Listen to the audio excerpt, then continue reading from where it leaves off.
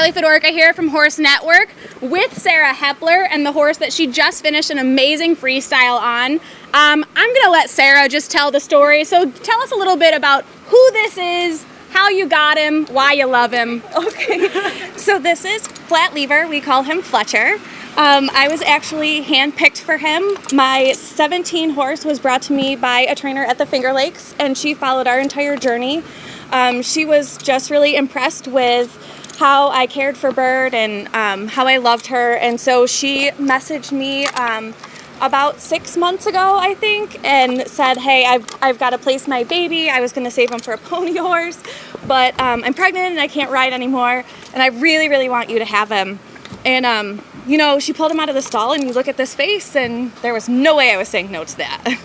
So we're on like our 31st post-track ride today, so that's pretty exciting. And now, which two disciplines did you choose to compete in this weekend and why? We did dressage and freestyle. Hey, buddy. Mostly... You're losing your unicorn status. Mostly, I didn't really want to get him jumping in just 60 days, and he's incredibly talented with dressage, and that's just what we enjoy, and the freestyle was just something that really meant a lot to me. It was something I really wanted to do. And tell me a little bit about the outfit. Obviously, he's the unicorn, but yeah. What are you wearing and why? So I did, today was my very first para-dressage test ever. When I was 10 years old, I was told that I couldn't ride back at the barn that I rode at before I lost my arm because they didn't have a handicap riding program. That stayed with me for basically my entire life, and I wanted to show people that I didn't need any kind of special program. So I steered clear from para, but I finally feel really comfortable doing para and not feeling like I have to prove anything to anyone. This shirt is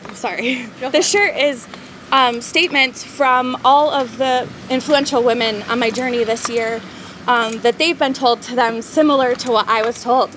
I'm sorry, and that everybody's crying over there, so we're just gonna have a cry fest. And it affected them negatively, and it's either things that have been told to them or that they say to themselves. And so Lift Your Sister just recognizes a movement that I want to start, where rather than saying mean things to each other and tearing each other down, we lift each other up and support each other.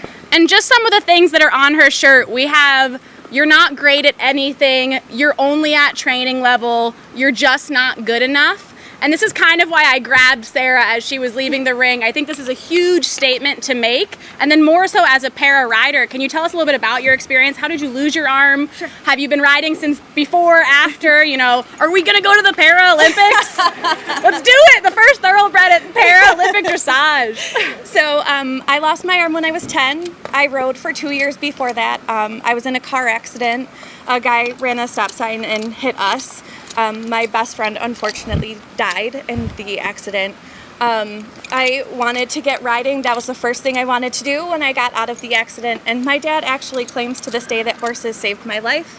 I was in a coma right after the accident, and my dad promised me if I woke up that he would buy me my first horse, which he did. And it was a 20-something OTTB, started my addiction. I don't think I'll be going to the Paralympics. I think she will.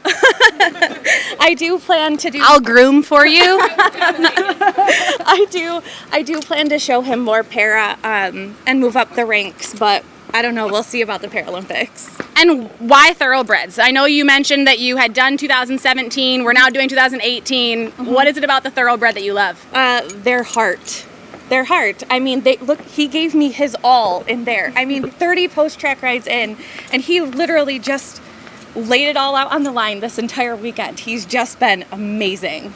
Well, thank you so much for taking the time to talk to us. We hope to see you in the finale tomorrow. If we do, we'll harass you a little bit more, but congratulations on a great ride today. Thank you. Okay, so if you want to get a t-shirt like mine for a $50 donation, you can go to womensfoundation.org, and you will be help promoting economic self-sufficiency for women and girls through grant making and education.